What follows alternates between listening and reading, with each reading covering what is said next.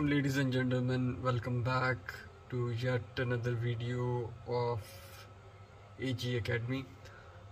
This is a new classroom, a new section and a new subject that we're going to discuss and study, and this subject is it's not related to any particular class or standard, but it's related to the subject itself.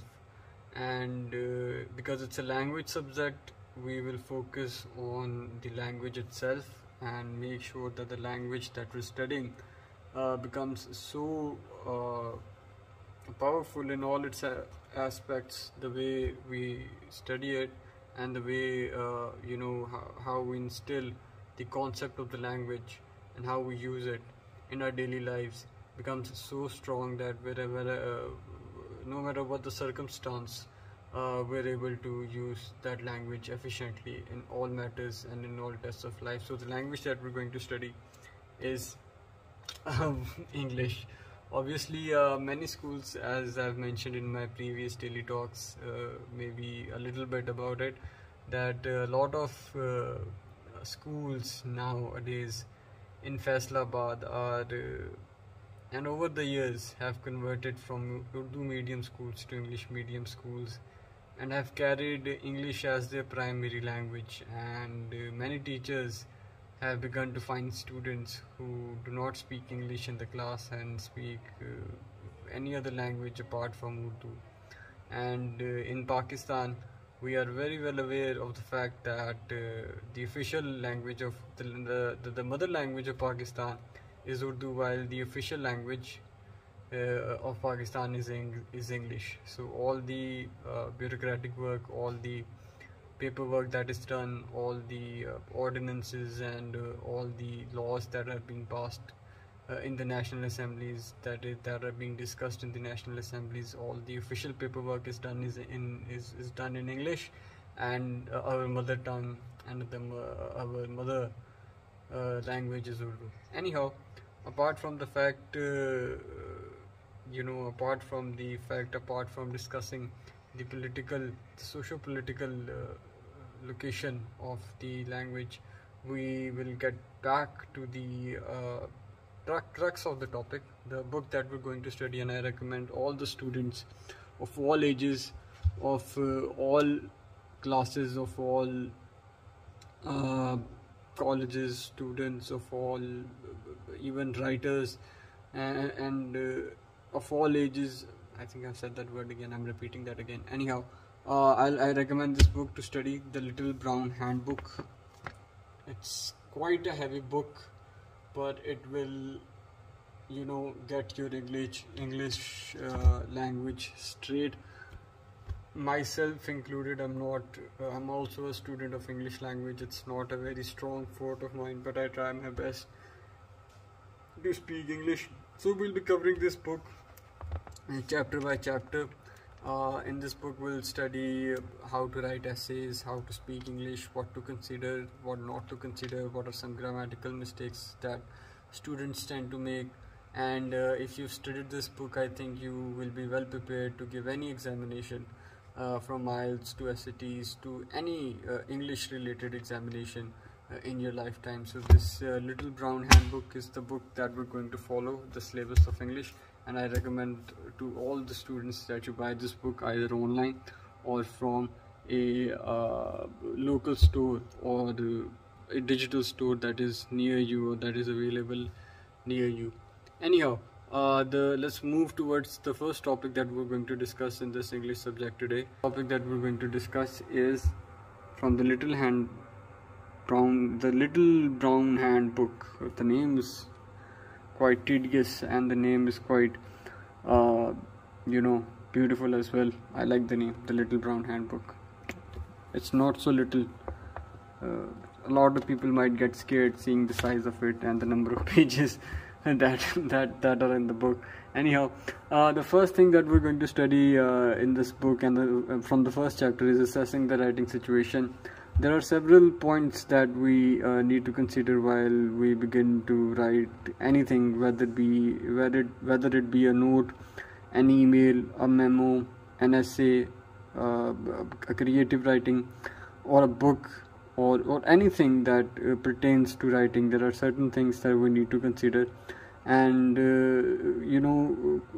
depending on the writing situation and the situation where you have to write, and the circumstances and the circumstances in which you're writing and the purpose of the writing, you need to make sure that your communication is clear, and what you're writing is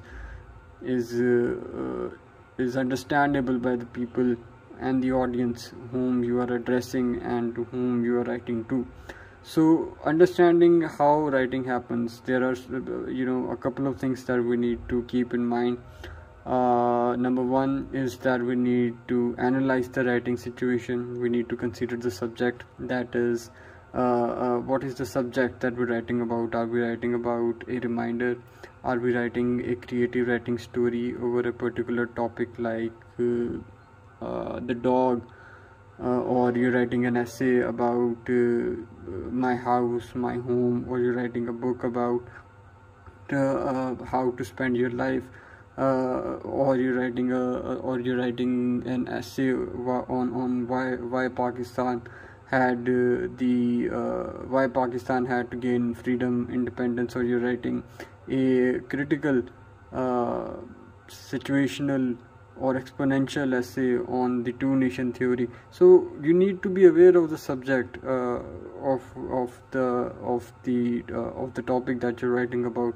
If you're not aware about the subject, if you do not understand the subject, then you will not be able to properly write the body, the intro, the body, and the ending of the whole writing process, and it might not come out as you might expect. Secondly, it is also important to know the purpose of your writing. I've recommended this book, Start With Why, by Simon Sinek a lot of times, and I've mentioned it in my previous videos as well. It's and one of the things he says in the book is that a person should know why he gets out of bed every day, or why he starts his life. Every action he takes, he should know the reason behind it. So whatever you're writing, whether it be a creative writing subject, whether it be a memo, whether it be an email, whether it be a reminder to somebody, whether it be a letter, you should know the purpose of your writing. And if you are well aware of the purpose of your writing, you will be able to write it properly and you write it beautifully, so the other person will receive it well and understand it well and be able to respond to it as well. If you do not know the purpose, then you're in a chaotic situation, you're confused, and what you're writing is what I usually say is rubbish, or somebody else might consider it rubbish. And before writing, you should also be aware of the audience and the genre. You should know who you're writing to. Are you writing to a lover? Are you writing to your mother? Are you writing to your father? Are you writing to a higher authority? Are you writing to a formal office? Is your writing informal or formal? So you should be able to know and be able to realize that and be able to understand the audience that you're addressing to through your writing. And you should know the genre. Genre means the mode of writing that you're using. For example, email, memo, letter, creative writing. So you should be well aware of your audience and the genre that you are using to address your audience, and obviously the other smaller elements of the project that only you are well aware of, because you are the writer. You know what you're writing about. Other people can't guide you unless you need guidance, and since you're well aware of the projects and all the elements of the projects, and you are the author, you should be able to write the details of that project by yourself properly. The second thing that you need to consider is that discovering or planning, posing a question, gathering information, focusing on a central theme, and organizing material. Obviously, the writing process is not an easy one. If you are going to write a creative essay or a book, or if you're planning to write a prose, you need to first of all consider the question. of the theme or the topic or the subject that you're writing about. And then after you finalize the theme or the question that you're going to answer in your writing, you need to gather proper information about it, whether it be factual, whether it be qualitative information, whether it be quantitative information that should pertain to that particular question that you're posing or particular subject that you're addressing. And it should be accurate, and it should, when the reader is reading that information that you're writing, he should be able to verify it. And whenever he or she verifies that information, he or she knows that whatever he or she is reading is not some hula balula. He's reading something factual, he's reading something that is proper, and that is written in around a central theme, that follows a central theme, that has a proper beginning, a proper middle, and a proper end. And after you've gathered all the information and you finalize the theme, all you need to do is you need to organize that material into its proper segments, and you have to organize that theme into its proper sections. After you've organized the material, all you need to do is finalize the writing and finish the writing. Drafting is a process where I've written answering the question and expressing and connecting ideas. Speaking in simpler terms, drafting is a process where you write whatever you want to write, or in your writing process, you first write it on a rough page. You prepare the first draft, and anything that you write isn't perfect the first time. You create 1 or 2 or 3 drafts. The first draft might have some errors pertaining to some grammatical errors, some spelling mistakes, or some information might be missing. Then you might have to when you revise, which is the next point, when you revise that draft, you reconsider the central question or the idea, you rethink over your mistakes, and you improve the content and the information that you already have. You develop on the ideas that you've already written, and you support your ideas more thoroughly by gathering more information and deleting all the relevant information that is in the first draft. You write your second draft and you write your third draft, making your writing and improving your writing skills and improving your essay or improving your paragraph by revising your first draft, and by writing a second, a third, and a fourth draft. And your writing eventually becomes so good that the next time you write your first draft, it would need less revision than the first draft that you've written.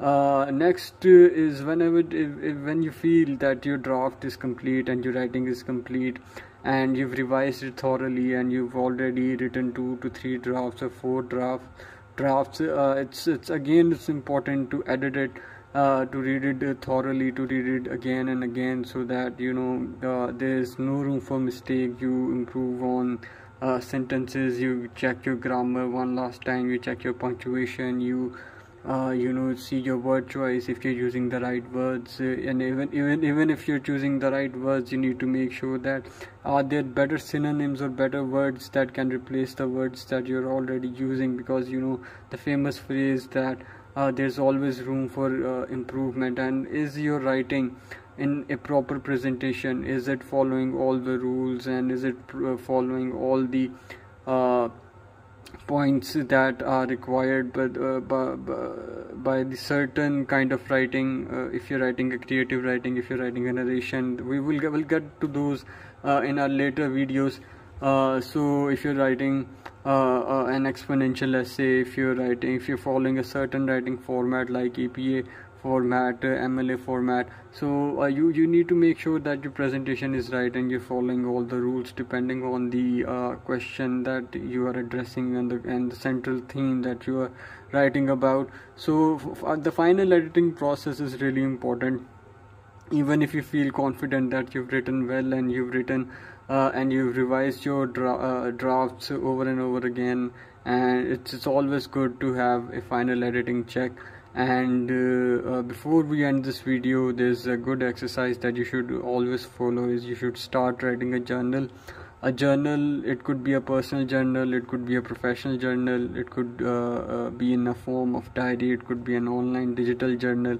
It will help you with your writing process. You could write about your daily activities, you could write about your daily routine, you could write about your daily what happened throughout the day in your life. Your journal could be in a form of a physical diary, your journal could be in a form of physical shape, your journal could be online. There are several online resources like Penzu, and I'll mention the link in the description that you can follow and write your journal online. So writing a journal is a very good and a healthy practice for starters who want to improve on their writing and who want to become good writers in future. Writing a journal is also a very good exercise for your mind as well as for keeping I love writing journal myself. I used to write a lot of journals, and I think I'm gonna restart writing a journal, because it's a very healthy practice for your mind and it's a very healthy practice for your soul as well.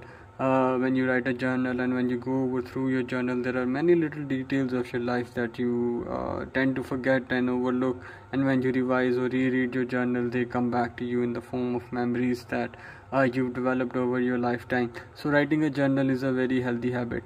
So if you are already writing a journal, you might be very familiar with this exercise, and if you're not, I would recommend that you start writing a journal as well. With this, I think we'll end the video today, and we'll cover more topic from the Little Brown Handbook tomorrow.